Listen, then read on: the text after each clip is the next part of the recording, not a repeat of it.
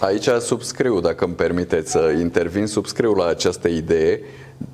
Sondajele spun că 15% dintre cetățeni iau decizia de vot în cabina de vot și 50% iau în ultimele 2 săptămâni de campanie.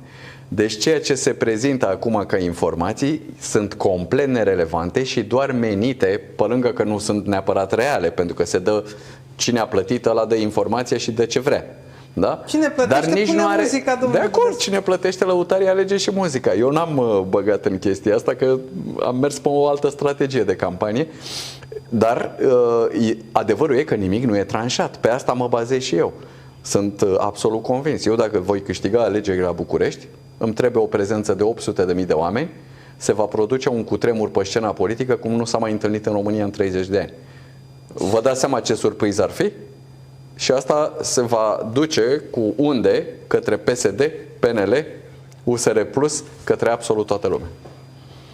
Dar, da, nu sunt tranșate. Deci lucrurile nu sunt tranșate. Gândiți-vă că la o prezență la vot estimată la momentul actual de 30-35%, 37%, cât se preconizează, nu știu cât e la Turda, dar la București cam asta e, suportul pe care îl au cei doi care sunt dați ca favoriți, primarul în funcție și domnul Dan, amândoi au un suport de 20-25%, grosomodo. Asta înseamnă că un suport la nivelul populației este de sub 10% pentru fiecare dintre ei. Și oamenii care declară nu știu, nu votez, nu știu dacă mă duc la vot, nu știu cu cine, nu m-am hotărât, sunt peste 50%.